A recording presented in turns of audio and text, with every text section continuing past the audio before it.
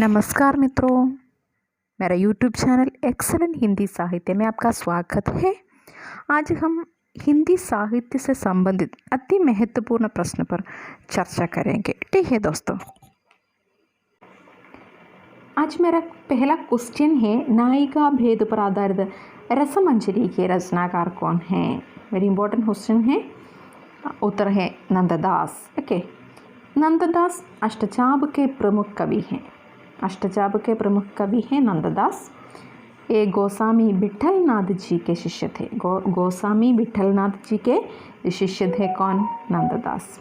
इनकी प्रसिद्ध रचनाएं सांबर गीत, रास पंचाध्यायी, दशम स्कंद भाषा, विरह मंजरी, रूप मंजरी, मान मंजरी, श्याम सगाई, रुक्मिणी मंगल, गोवर्धन लीला, सुधामाचरित एक टाइप करते समय एक मिस्टेक आया है, माफ़ी मांगती हूँ मैं।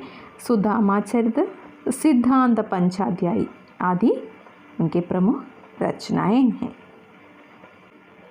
इसके अलावा रास पंचाध्यायी नंददास को जेडिया उपाधि मिली थी। रास पंचाध्यायी से नंददास जी को जेडिया उपाधि मिली थी। वेरी इंपॉर्टेंट है।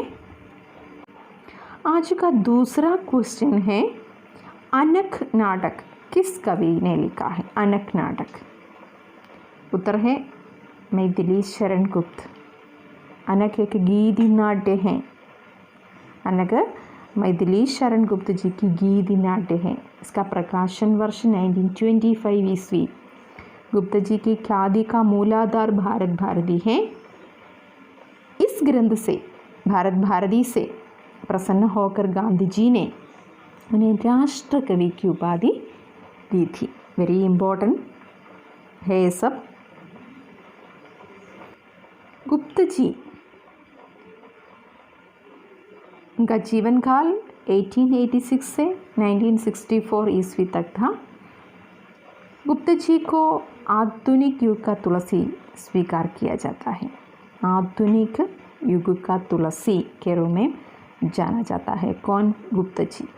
उनका जन्म स्थान चिरगांव में। पिता का नाम रामशरण दास, गुरु महावीर प्रसाद द्विवेदी। उनकी प्रथम कविता का नाम है हेमंत, रचनाकाल 1905। प्रथम काव्य संग्रह का नाम था रंग में भंग।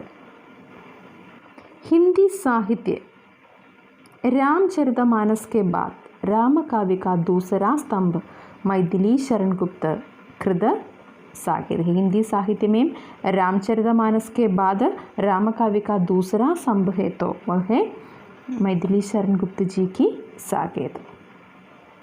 गुप्त जी को साकेत रचना की मूल प्रेरणा सन 1908 ईस्वी में सरस्वती पत्रिका में महावीर प्रसाद द्विवेदी के लेख कवियों की उर्मिलाभिषेक उदासीनता से मिली। देखिए दोस्तों, वेरी इंपॉर्टेंट क्वेश्चन है, गुप्त जी को साकेत रचना की मूल प्रेरणा कहाँ से मिली? 1908 में सरस्वती पत्रिका में महावीर प्रसाद द्विवेदी के लेख कवियों की उर्मिलाभिषेक उदासीनता से मिली। साकेत शब्द पाली भाषा का शब्द है। इसका अर्थ है अयोध्या। डॉक्टर नगेंद्र ने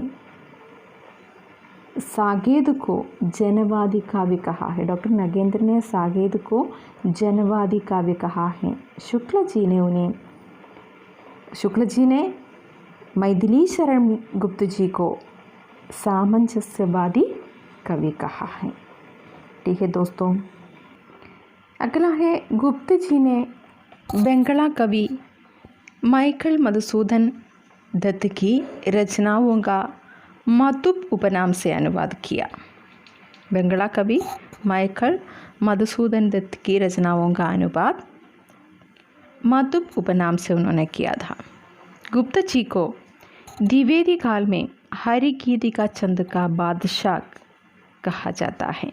वेरी इंपॉर्टेंट क्वेश्चन है। गुप्त जी को द्विवेदी काल में हरिगीति का छंद का बादशाह कहा जाता है।